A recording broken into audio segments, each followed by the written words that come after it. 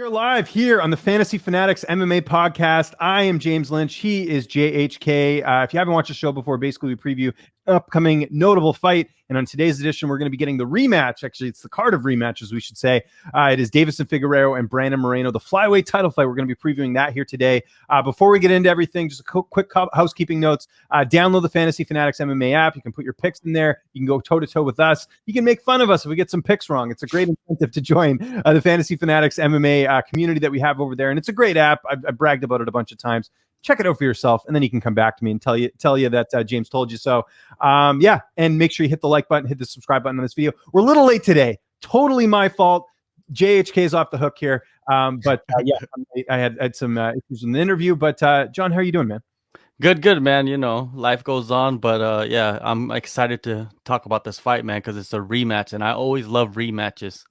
Yes, it's the theme of rematches. We talked about Adesanya and Vettori a couple of weeks ago. This week, it is Deiveson Figueiredo, Brandon Moreno. So no-brainer to do this rematch. I mean, you could say that about the main event. I mean, there was some, obviously some issues. Maybe Robert Whittaker should have got the shot. We already discussed all that. But this one made total sense. The last fight ended in a draw. You got to do the rematch, right? I don't think there's anyone disputing that. And one of the best, not only one of the best fights of last year, maybe one of the best flyweight fights of all time is what we saw last year between Deiveson Figueiredo and Brandon Moreno. It ended up as a majority draw, like we said.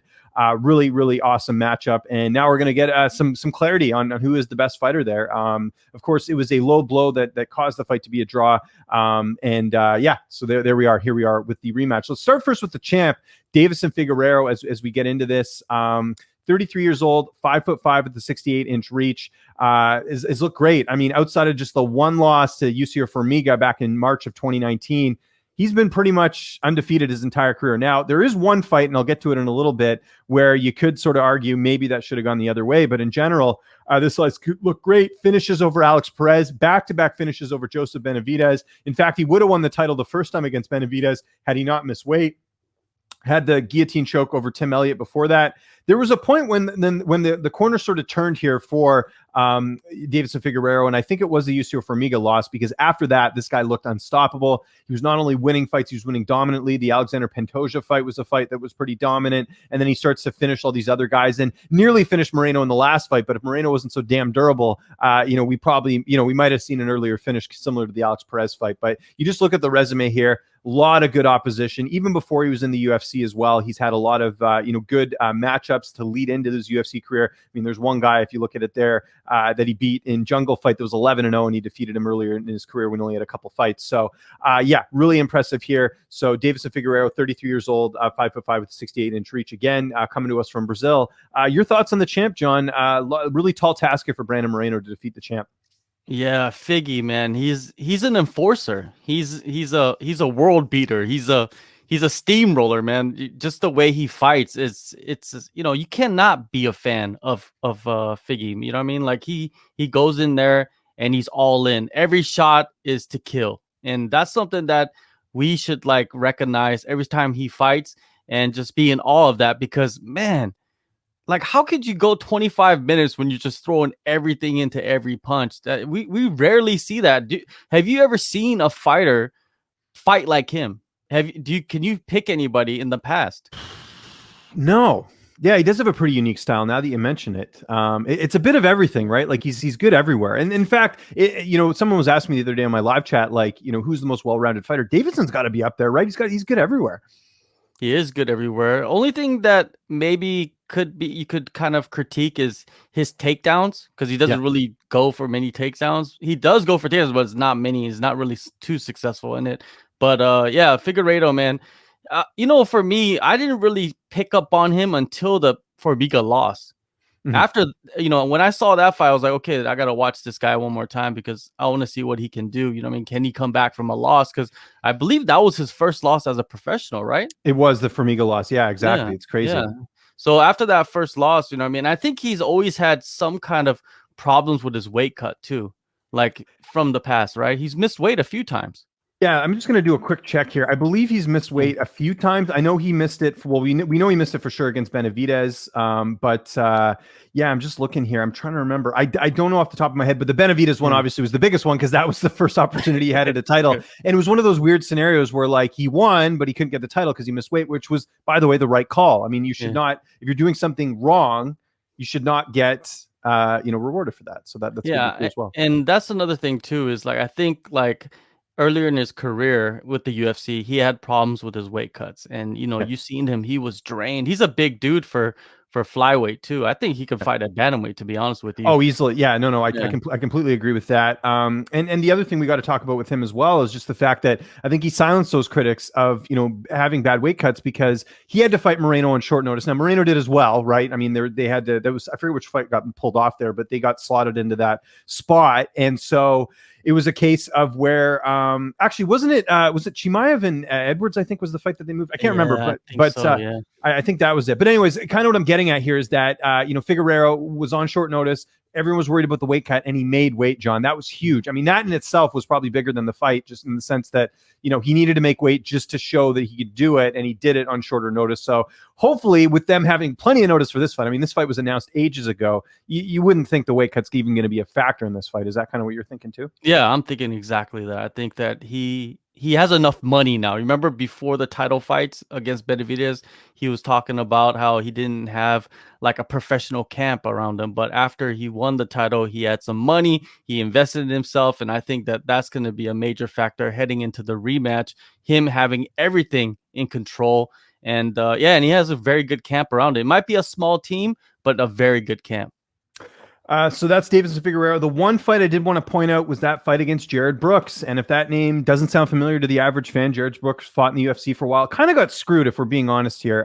He was one of the few fighters who was not re-signed to the UFC. Jared Brooks, that is, off. He wasn't signed off a win. It was just pretty crazy. I mean, that doesn't happen too often. But if you go look at MMA decisions right now, I'm going to quickly read this. So this fight took place October 28, 2017 in Brazil. This is key here because, again, Figueiredo Brazilian, Jared Brooks American.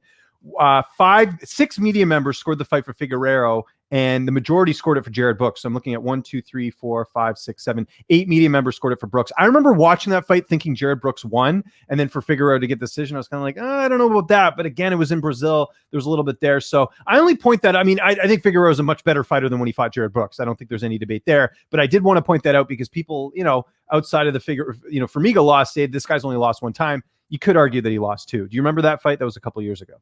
Yeah, and that's a big thing that you can point to too, is him against wrestlers, like a pure wrestler, a guy that's just going to go after takedown. Maybe that's his kryptonite, you know what I mean? Because we haven't seen anybody do that afterwards, right? You've seen wrestlers such as Tim Elliott, but he choked out Tim Elliott in the first round, which I thought it was very impressive to see that happen, because you never see Tim Elliott really in trouble, right? Mm-hmm.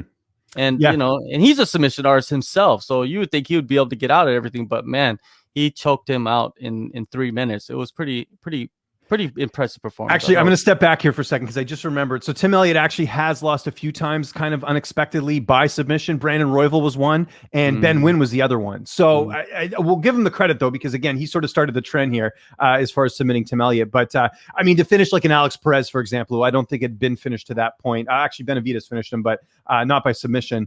And then to finish Benavidez, I know Benavidez is getting up there in age, but to finish him the way he did, you look at not Asker, two different fighters. If you look at that fight, I mean, that's a fight where, yes, he was dominant, but he wasn't able to finish Benavidez. Figueiredo did twice. That's a big feather in his cap, so to speak, so. Oh, completely agree, man. Benavidez back to back, and he finished him 2 different ways. You know what I mean? Like it was completely dominant too. It wasn't like a fair fight. It was him just going in there and steamrolling Benavidez. And I think he gained a lot of confidence from those 2 wins. And that's why he went in there and took out Perez so fast. And this Moreno fight, I don't know, man. Let's talk. We'll get into Moreno. Just quick housekeeping. Got to remember, people who are watching right now, hit that like button, hit the subscribe button. And also, if you have questions, post them in the chat. We always do a Q&A after we break down the fight. So just keep that in mind. We will get to your questions, every single one of them. We always do. John and I are very generous on this show. Brandon Moreno, let's talk about the assassin, baby. 27 years old, 5'7" with a 70-inch reach. So that's key because Deiveson Figueiredo 5'5" with a 68-inch reach. So Moreno is the bigger fighter in this one. Moreno is a little bit younger as well. So he's 27 compared to 33. So there are some advantages here for Brandon Moreno. Now, Moreno had the draw against Deiveson Figueiredo. Before that, though, he got that win over Brandon Royval. I know that was an injury, John. He was still in control of that fight, so that was a big win as well. And then he had a win over Yusuf Formiga, the guy that last beat Deiveson Figueiredo as well. Had the win over Kai Kara France. Went to the draw with Askarov, which now looks pretty good, actually, considering the run that Askarov's been on. And then got back in the UFC after beating a really tough guy in Michael Perez. You remember Beneil Dariush going on after one of his post-fight interviews, I think it was a Scott Holtzman fight, talking about a teammate of his who he said should be signed to the UFC. It was Michael Perez, who trains at King's MMA. Really outstanding wrestler, really key training partner over there at King's MMA. So for Moreno to get a finish over him, very impressive as well. Perez also, I think, has a win over a couple other fighters that are pretty notable as well. Anyways, the reason I point that out is because that was a big win for Moreno as well. So Moreno's absolutely a gamer in this fight, and we saw that in the last matchup. Like I said, he took some good shots from Figueiredo, was able to come through and come back. That's one thing that makes this fight very interesting. Like you could say that, the low blow happened and maybe Moreno got lucky that it wasn't a loss, but you got to say something for his durability as well. In fact, if you look at in his career, the last time that Moreno was finished in a fight, it was a submission loss, and it was on the Ultimate Fighter against Pantoja back in 2016. So this is a guy that you gotta, if you're gonna put him out, you gotta really do it like, you gotta do something special to put this guy out, because he's very, very tough and very durable. And it begs the question of who does the longer, with the fact this is gonna be a longer camp for both guys, who does that benefit? I don't know. I honestly can't answer that. I don't really know in terms of what happens, but Moreno's a very formidable opponent. I think he's one of the top lightweights in the world, or flyweights in the world. And I should also mention that this is a guy who had some adversity. He got cut by the UFC. He came back. There's something to be said for that as well, of just the mindset of knowing that, hey, I'm not going to give up, in any situation. And we saw that in the main event as well. And he threw some shots at Deiveson as well. So don't even count out him as far as him, not finishing the fight as well. Like I said, even prior to the injury, I think there was a possibility of him finishing Brandon Royval. He finished Michael Perez in the 4th round when they fought in LFA. So this is a guy that does have finishing power as well. So you kind of look at that, sort of bringing the equation in there. So anything I missed there in Brandon Moreno? I mean, the durability, like I said, is going to make this fight very interesting. And also his awkward style too, what I mean, and his length and his movement. It's something I think Figueiredo started to pick up towards the end of the fight, but couldn't figure out fully. You know what I mean? And I feel like heading into this fight, he's gonna have some time to study him and maybe figure it out earlier. Who knows? But also Brandon Moreno has time, to figure, Deiveson Figueiredo out, because they have so much data on each other, right? 25 minutes of fighting, and they showed everything. They wrestled, they grappled, they went for submissions, they went for, head kicks, elbows, like it was a great fight. And one thing that, that sticks out most is, like you said, his durability. But will his durability play a factor in the upcoming fight? I don't know, man. Do you think, there's a big question too, is, was Figueiredo compromised because he came back too fast? In that, what was it, 3 weeks? I think it was like 3 weeks or something like that. So I don't, there's a lot of questions, man, a lot of questions heading into this fight. But one thing about Brandon Moreno, he's going to be game and he's going to go for the kill. I think that this is probably his last chance at a title, fight. And he needs to go for it, man. He needs to go hard at Figueiredo. Yes, as long as Figueiredo's champ, we should point that out, because obviously if you lose, you have a draw and then you lose. Actually, it is interesting if this is his last shot, because it was a draw. If it was a loss, let's say it was a close loss, let's say it was a bad decision, then I think you'd have more of an argument of saying he might never fight for the title again. But because it was a draw, that almost it's a kind of a gray area. So I do agree with you, though. It would be, if Moreno loses this, he's in a very tough spot. It's not like he's going to move up to bantamweight. Maybe he would, but it's a very, very interesting spot for him as well. So I'm not going to completely close the door on that, but you do bring a good point in that. Yeah, as long as Figueiredo's champ, it's going to be tough to, because they want to keep that division moving. We don't want to. This doesn't want to be remember a couple of years ago in Bellator, it was always Patricio Pitbull fighting either Pat Curran, Daniel Strauss, like over and over and over again until they had like a new contender. So we don't want that happening either. We do got to mention the odds as well, Mike. I don't know if you can pull that up in terms of the odds on this fight if we have them. I know some books are having a Brandon Moreno. Oh, there we go. Perfect. This is what Mike's the best. We love Mike over here at Fantasy Fanatics. Deiveson Figueiredo -240, Brandon Moreno +200. So again, want to remind people, if you've never betted before, in order to win $100 in this fight on Deiveson Figueiredo, you need to bet $240. So a lot kind of at stake there. I think the odds are right where they need to be. I sort of put Deiveson Figueiredo as a 2-to-1 favorite. And who am I picking in this fight? I'm going Deiveson Figueiredo. Here's the difference, John. This is what it comes down to for me. It's the fact that Deiveson Figueiredo has that power more so than Brandon Moreno. I did mention about the finishes with Brandon Moreno, but you look at a lot of his fights, they do go the distance. Deiveson Figueiredo, I think if you fought those same opponents, there might be some finishes in there. That's the difference to me. And the fact that I just think that this guy's figured out the weight cut, and that was sort of something that was hurting him. But what he did to Joseph Benavidez, what he's done to so many other opponents, I can't ignore that. And Moreno does have a puncher's chance, but I think if you're looking at the overall body of work, and we talked about this off the top, I think Deiveson Figueiredo is the better fighter. I'd love Brandon Moreno to prove us wrong. This guy's never upset. I don't think I've ever seen this guy frown in his entire life, and he's been through so much, and for him to be so happy and positive. I mean, you've interviewed him. When you do an interview with Brandon Moreno, you come out of there feeling like no matter what's going on in the world, you're in a good mood because you're talking to this guy, right? So I would love Brandon Moreno to win. But I think Deiveson Figueiredo is the better fighter, and I think he shows that. Do I think he finishes Brandon Moreno? I don't. I think it goes to the decision again, but I think there's no low blows this time. I think Deiveson Figueiredo edges the fight out, but it's a fight that he won, and there's no controversy. Your thoughts and your pick?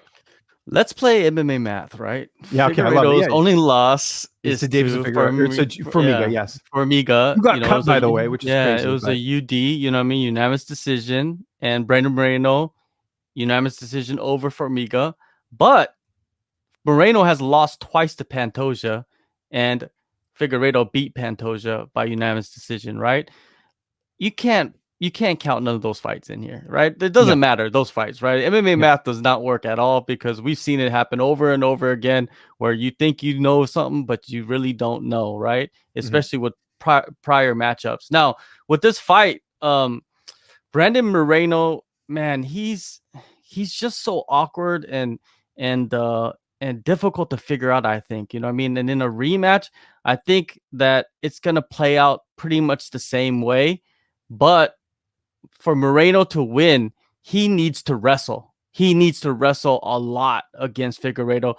Because we've seen Figueiredo. He gets tired.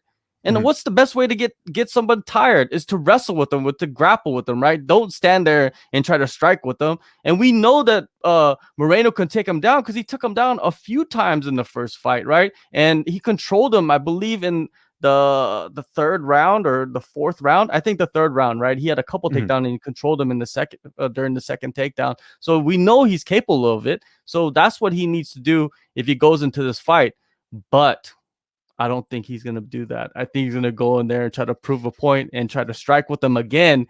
And that's not going to play out well for Brandon Moreno because why? Figueiredo, he's a striker. And like I said earlier, he's a striker that's going to throw everything into every punch, every kick, every elbow. And I feel like in this fight coming up with time to prepare and with the weight cut, done properly, he's going to go in there and knock him out. I think that's what's going to happen. I think they're going to brawl. So John's going knockout. I'm going decision. I think they're going to brawl. I think it's going to be a brawl, but a technical brawl, and they're going to beat each other up. But I think Figueiredo's going to figure him out within the 3 rounds. I think that he's going to end up knocking him out like that. So that's my pick. Figueiredo, man, I'm just a fan of this guy's style, dude. Win or lose this fight, I'll still continue watching him, and I still feel like even if he loses this fight, he's gonna come back and fight for the title again, or he's gonna go up to bantamweight. Like he'll do really well up there too. It doesn't matter. The future is bright for Figgy, even though he's 32 years old. Which is that? Do you think 32 is old for a flyweight? I think it's old. I think you're sort of pushing. I always look at like after 30. I think you're sort of kind of going in that direction of the decline, depending on the fighter, right? In the division, I'd say he's probably fine for a couple more years. Yeah, because he hasn't had brawls. He hasn't taken a ton of damage either. Plus, there's fight years and there's actual years, right? And he hasn't taken like a ton of damage in his career, right? He's not like a Jordan Mean or Rory McDonald or someone like that, right? But I think Moreno's taken more damage throughout his UFC career. Big time. Yeah, for sure. So in fight years, I'd actually say they're probably pretty similar if you look at, the actual age and all that other stuff. One more quick thing before we move on to the questions.